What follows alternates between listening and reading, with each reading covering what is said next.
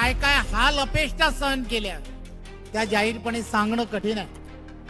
काय उदयजी, कानामध्ये काय काय होत होतं, कशा पद्धतीने त्रास होत होता, हे जर आपल्याला ऐकायचं असेल तर याचा खुलासा खरं तर प्रदेशाध्यक्ष रवींद्र चव्हाण साहेबांनीच करणं गरजेचं आहे.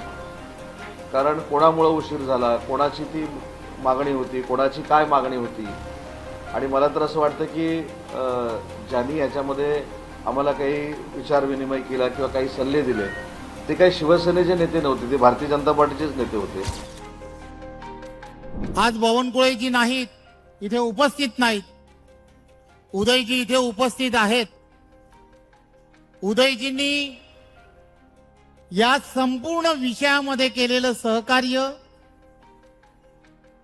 आणि त्यांनी या पाठीमागे काय काय हाल अपेष्टा सहन केल्या त्या जाहीरपणे सांगणं कठीण आहे.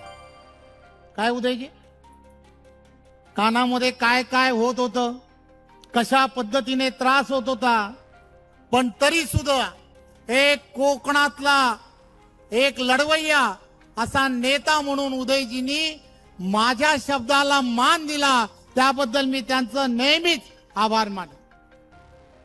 मला तो दिवस आठवतो 2022ला ज्या वेळेला पुन्हा एकदा युतीचं सरकार आलं.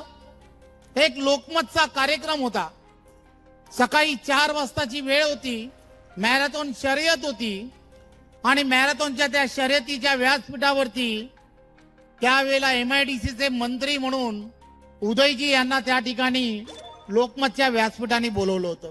मी तिथेच होतो आणि मी सहजपणे एक मित्र म्हणून त्यांना सांगितलं, उदयजी, ईश्वराने तुम्हाला या खात्याचं मंत्री बनवलंय. एक पुण्याचं काम करा, एकच पुण्याचं काम करा आणि या पिंपळेश्वरचं असणारं मंदिर त्याच्या जागेसाठी आम्हा सर्व डोंबोलीकरांना मदत करा. थोडासा उशीर झाला, परंतु तरी सुद्धा त्यांनी त्यांचा शब्द पाळला. त्याबद्दल मी त्यांचं मनपूर्वक धन्यवाद देतो. पिंपळेश्वरचा लढा हा वर्षानुवर्ष सुरू आहे आणि वर्षानुवर्ष हा लढा सुरू असताना तिथले विद्यमान खासदार श्रीकांत शिंदे साहेबांनी पण त्याच्यामध्ये पुढाकार घेतलेला होता आणि प्रदेशाध्यक्ष रवींद्र चव्हाण यांनी देखील पुढाकार घेतलेला होता. परंतु अशा पद्धतीचा एक संभ्रम कोणतरी बातम्या पेरून तयार करण्याचा प्रयत्न करतोय की याच्यामध्ये ठाणे जिल्ह्यातल्या कुठच्या तरी नेत्यानं किंवा लोकप्रतिनिधीनं मला सांगितलं म्हणून याला उशीर झाला. आता तो उशीर खरं का झाला हे जर आपल्याला ऐकायचं असेल तर याचा खुलासा खरं तर प्रदेशाध्यक्ष रवींद्र चव्हाण साहेबांनीच करणं गरजेचं आहे. कारण कोणामुळं उशीर झाला, कोणाची ती मागणी होती, कोणाची काय मागणी होती. आणि मला तर असं वाटतं की ज्यांनी याच्यामध्ये आम्हाला काही विचारविनिमय केला किंवा काही सल्ले दिले ते काही शिवसेनेचे नेते नव्हते, ते भारतीय जनता पार्टीचेच नेते होते.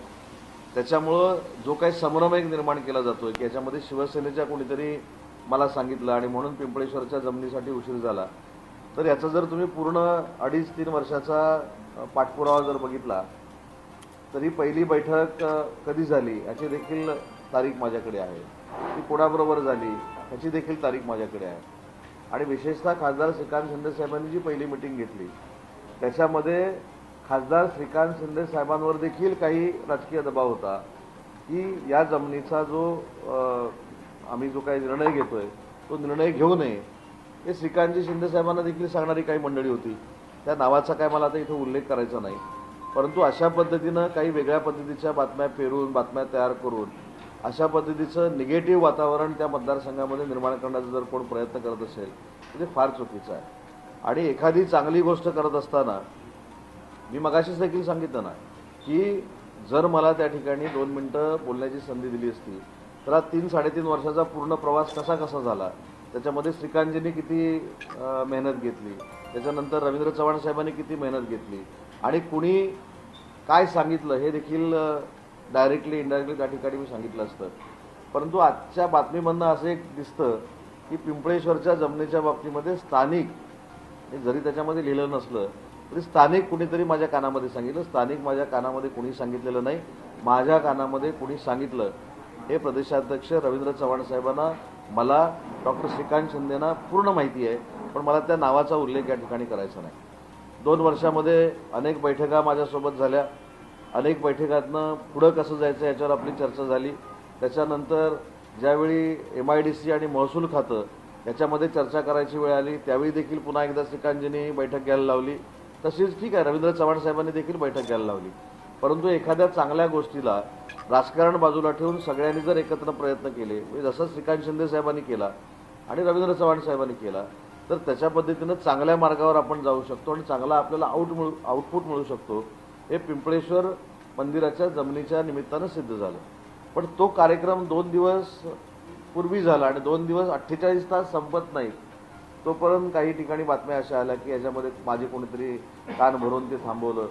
माझं म्हणणं, ज्यांनी आम्हाला सांगितलं, ज्यांनी आमच्याशी चर्चा केली, ज्यांनी पिंपळेश्वर मंदिराच्या संदर्भामध्ये थांबा म्हणून सांगण्याचा प्रयत्न केला, हे कोण होते हे मला देखील माहिती आहे, माननीय श्रीकांत शिंदे साहेबांना देखील माहिती आहे आणि रवींद्र चव्हाण साहेबांना देखील माहिती आहे.